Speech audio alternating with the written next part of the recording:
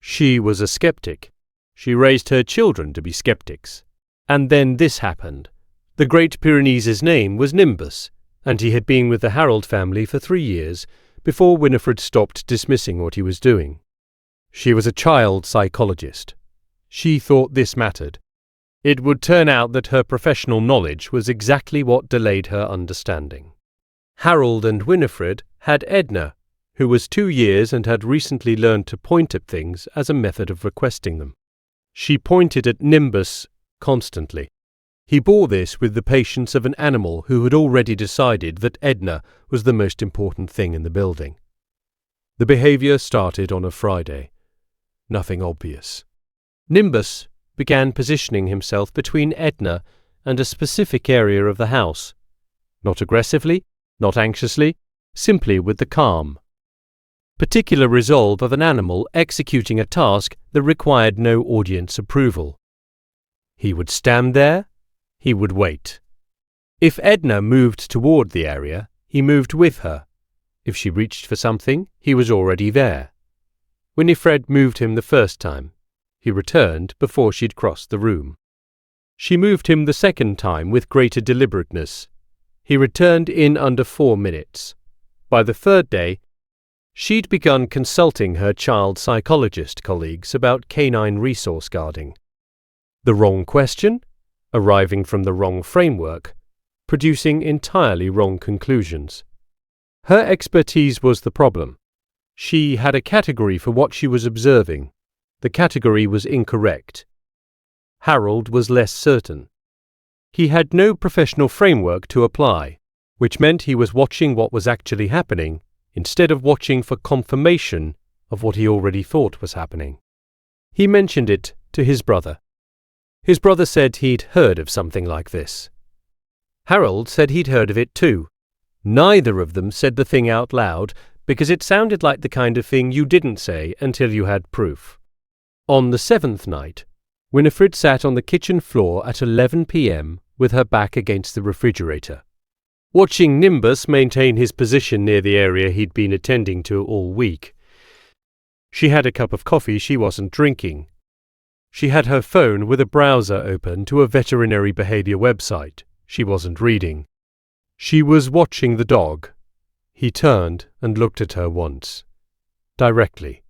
The kind of look that carries information. Then he turned back. 2 days later, the thing happened. The details are specific, which is why they matter. Nimbus began a behavior he had never exhibited in 3 years. He moved from his position and pressed himself against Harold's legs repeatedly in the direction of the phone that was sitting on the counter. Harold reached for it. Nimbus continued pressing toward it. Harold called the number he needed to call. What the psychologist found was panic attack while holding infant. The psychologist explained the science afterward. Dogs can detect the cortisol spike and adrenaline surge before a panic event. The window between detectable and symptomatic, in this specific case, was the window in which Nimbus had been standing in exactly that spot, in exactly that position, for exactly that many days. A parent in full panic attack cannot safely hold an infant. The dog was the only stable element in that room, the psychologist said. Winifred wrote it down. Not because she needed to, she would remember it without writing, but because she needed to do something with her hands in that moment. She had a category now. The category was, I had a professional framework that was wrong. The dog had no professional framework and was right. This is not an abstract thing. The family went through the math together later. The number of days, the progression of what had been building, the window they'd had. Nimbus had started attending to the situation before any instrument would have detected it, before any symptom would have been visible, before any human sense would have registered anything as wrong. He was working from a different data set. The family modified the house. They had the inspection. They followed the protocol. They thanked everyone they were supposed to thank. What they couldn't do was fully account for Nimbus's contribution in any of the official paperwork. There wasn't a field for it. There isn't a field for it. The psychologist put early detection in the report. Early detection is accurate. It is also incomplete.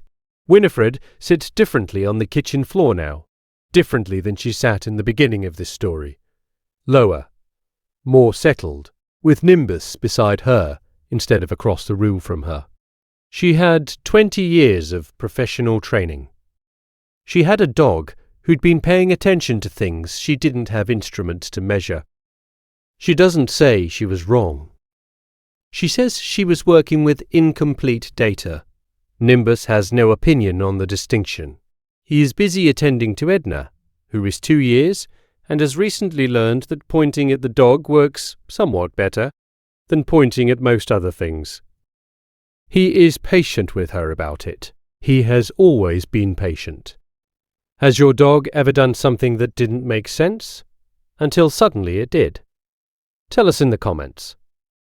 Subscribe so the next story finds you before the noise does.